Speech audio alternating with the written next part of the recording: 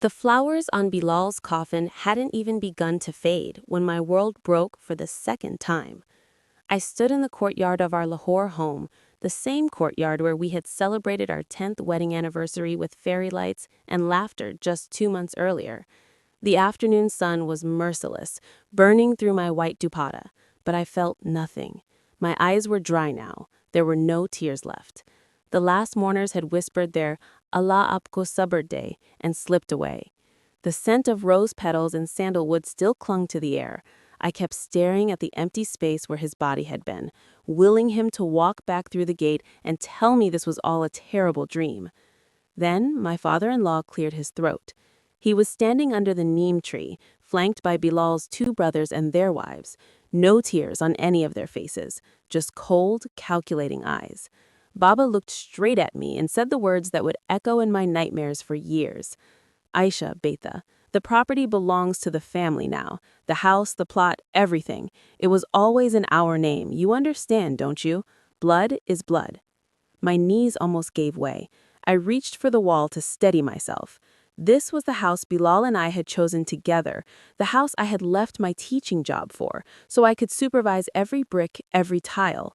The house whose down payment came from the gold my parents gave me on our wedding day, the gold I sold without a single complaint because I believed in us. And now, before my husband's funeral was even over, they were telling me I had no right to stand inside my own home. I tried to speak, but my voice cracked. Baba, Bilal and I bought this together. I have the bank statements. He raised his hand, cutting me off like I was a child throwing a tantrum. Papers mean nothing when the sun is gone. You were his wife, not his owner. Now go inside and start packing. We'll help you find a small flat somewhere. His daughter-in-law smirked behind him. I saw it, that tiny, satisfied curl of her lip.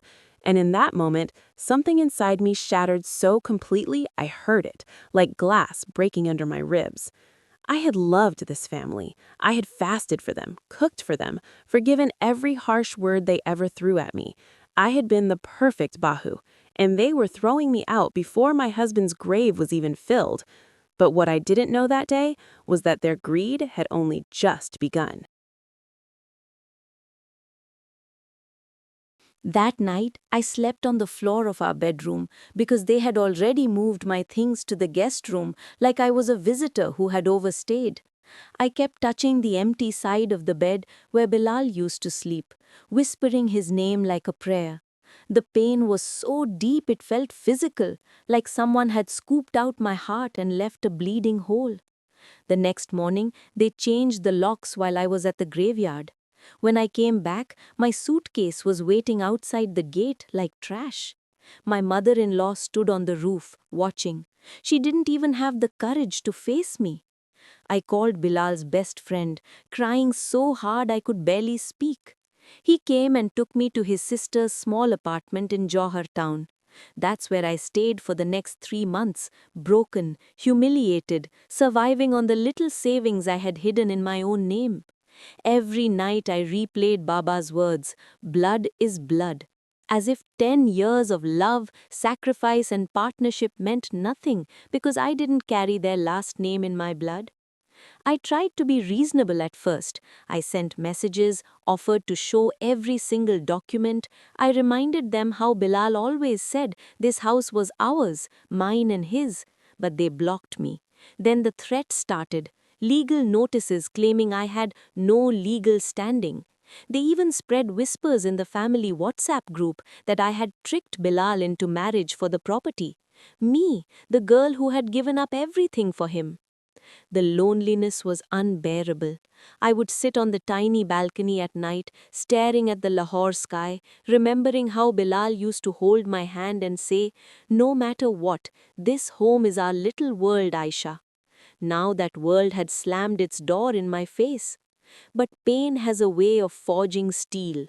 Slowly, the tears stopped being only of grief. They became tears of rage, quiet, burning rage. I stopped begging. I started gathering papers.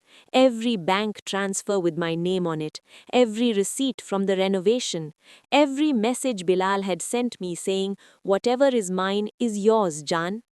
I found a young female lawyer who looked at me with fire in her eyes and said, Baji, they think women like us stay quiet. Let's show them we don't. I discovered something else too. In Bilal's old email account, something I had access to because he trusted me completely, was a draft will he had started writing 6 months before the accident. In it, he clearly left the house and his share of the business to me. He had even notarized the first page. He knew his family. He had seen the greed growing. He just never got the chance to finish it. When I told Baba about the will, he laughed on the phone. Try it, Ayesha. You'll spend every rupee you have and still lose. We are the family. You are nothing. That was the day I stopped crying for good. I looked at my reflection in the cracked mirror of that tiny apartment and whispered, enough. The court battle lasted 11 months. 11 months of sitting across from the people I once called family while they painted me as a greedy outsider. 11 months of watching Baba's face twist with anger every time my lawyer presented another document proving my financial contribution. I never raised my voice. I just sat there in simple white clothes, the same color I wore to Bilal's funeral, and let the truth speak. The day the judge read the verdict, the courtroom was packed. Baba and his sons were there, confident until the very last second. The judge looked straight at them and said the words I will remember till my last breath. The property was jointly acquired through the efforts of both husband and wife. The deceased's clear intention, supported by documentary evidence, leaves the house and its contents to his wife, Ayesha Malik. The respondents are directed to vacate within 30 days and pay costs. The silence that followed was deafening. Baba's face went pale. His daughters-in-law looked like they had been slapped. For the first time, I saw fear in their eyes, the same fear they had put in mine the day of the funeral. I didn't gloat. I simply stood up, looked at Baba, and said softly, "Blood may be blood, Baba, but love and loyalty leave records. You taught me that." They moved out 2 weeks later. I walked back into my home alone, the neem tree still standing tall in the courtyard. I touched the walls, the tiles I had chosen, the kitchen where I had cooked for Bilal 1,000 times. The house felt heavy with memories, but it also felt like it was breathing again, breathing with me. I never remarried. I didn't need to. I turned the extra rooms into a small tuition center for girls who couldn't afford education. Every evening when I hear their laughter, I feel Bilal smiling somewhere.